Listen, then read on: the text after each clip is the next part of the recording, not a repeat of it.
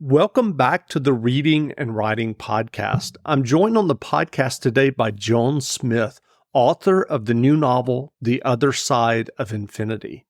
New York Times bestselling author Laura Taylor Namey wrote about the novel. The Other Side of Infinity possesses everything I love best about YA literature.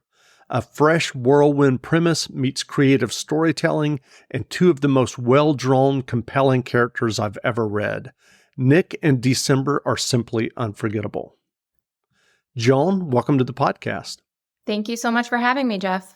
Absolutely. Well, if someone hasn't yet heard about your novel, The Other Side of Infinity, how would you describe the novel?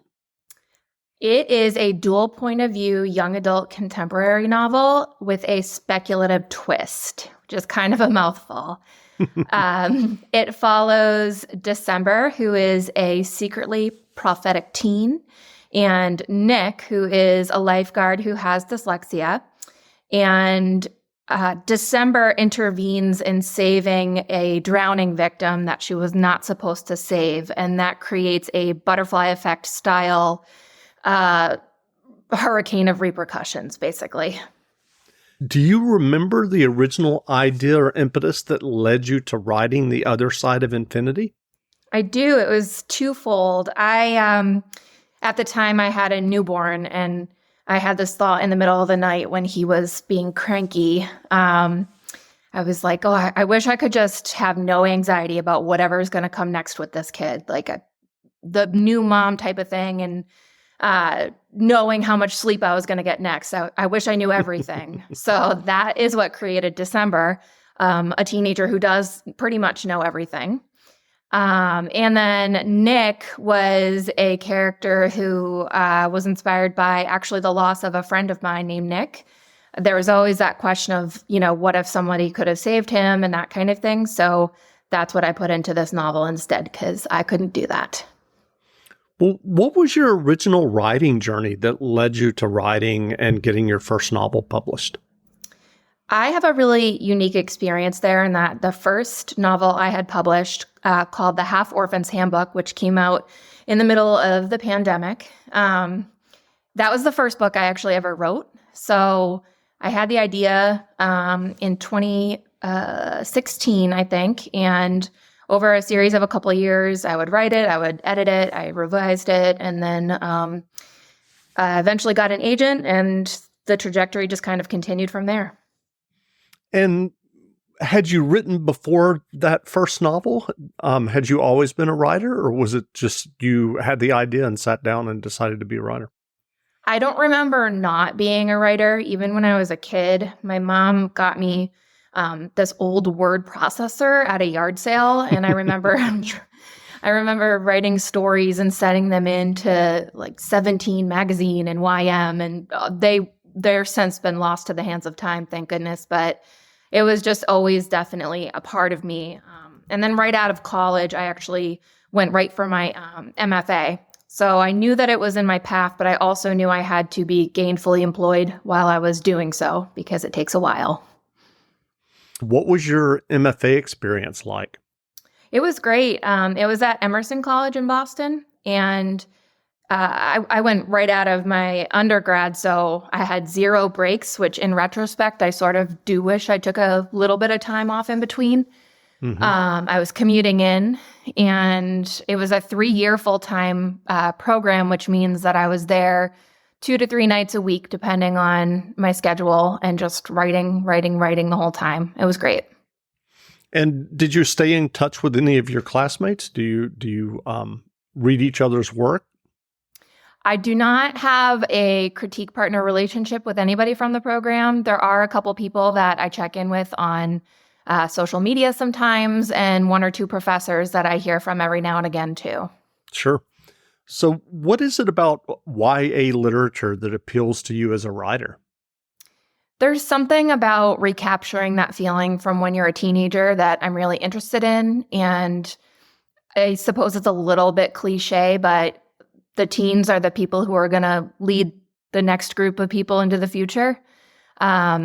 And I actually teach teens a very, very part-time. I teach dance, and I just love all of them so much. And I love how they look at the world. And there's something really compelling to me about coming of age journeys.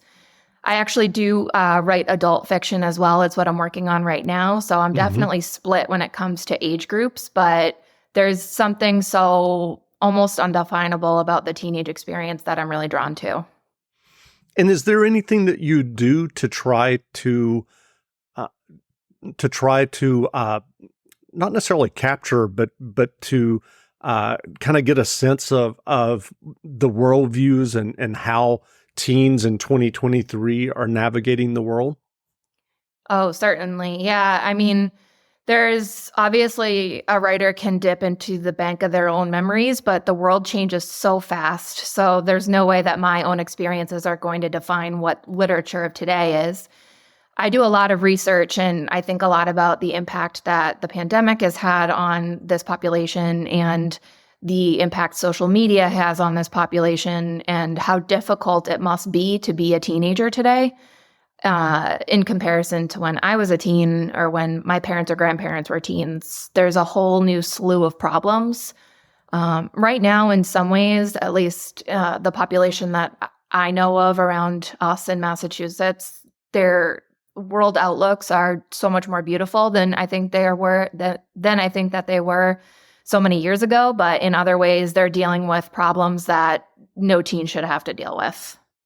Yes, absolutely. And as a parent of two teens in Massachusetts, I kind of agree with you. I don't think that we have even begun to understand the impact of the pandemic, especially. And this is not in any way a political statement, but my teens were in a school system that was remote for a very long time. And we were very diligent as well as a family. So there was definitely isolation going on. Same here. Yeah. My daughter started kindergarten during all of that. So that was rough. Yeah. Yeah. So I think I'm in agreement that it's interesting to see how it's going to play out. What was your writing process when you were working on this novel? Are you an outliner or plotter, or did you just dive into the narrative as you thought of the story? I cannot personally start a story until I know how it's going to end. I always think of the writer John Irving, actually, when I think of this, because he always writes, I think it's the last sentence of the book he writes before he writes the first, something like that. And that has always stuck with me since I was probably a teenager myself. So I am definitely a planner. The first thing I do before I commit to a story is I write a full synopsis, which I know is the bane of most writers' existences, but it's the only thing that I can do in order to basically test its viability. And then I'll break down from there. I might not necessarily have each beat or each scene choreographed, but I do know the general consensus of what's going to happen. And I also give myself incredible permission to deviate from that or to change that or to do anything I might need to do in the meantime. Sure. And what does that original outline or synopsis look like? Is it several pages and it's kind of a breakdown of the story? Yes, I have to start by sometimes I do, index cards or note cards. I do have to start with something tangible and manipulate something with my hands. So I typically handwrite a ton of stuff first. And then I actually will take scissors to paper and cut it out and move it around. And then I type everything up and, it turns into a probably 7 to 8 page synopsis from there. Well, given your experience to date with your novels and writing, what writing advice would you offer for those who are writing their own stories and novels? I think the most important thing is to read both in and outside of your genre and to study the market. I hesitate to say that, but I do think it's true. And then on top of that, anybody can do a kind of self-study on different craft books and really learn what it means to plot something and how a character's wants and or needs should change by the end of a book. There's a lot of analytical things that go into novel writing that I think a lot of people don't really realize until they give it a go themselves and see what does and doesn't work. So immersing yourself in different stories, or even, I'm a huge fan of a lot of different TV shows and movies, and I study story and plot in those as well. So doing that, I think, is going to help arm somebody as best as they can in developing that career. Well, you mentioned that you're working on a new novel now, and you mentioned that it's for an adult audience. Yes. Is that just basically based on the idea that came to you after you finished writing The Other Side of Infinity, or did you willingly try to come up with an idea for adults? So I did something that I've never done before, which was last summer, I willingly made myself take a break. My kids were both home from school for the summer, and job changes, everything happened, and I was home too.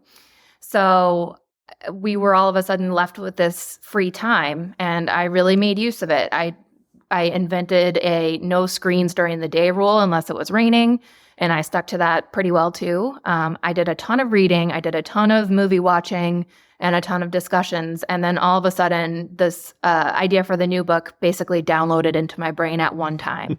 And that I stayed up super late one night and just scrawled as much as I could. And I'm not really a night worker, so this was different. And yeah, it arrived basically fully formed for me, which is kind of my process. Things download, we call it.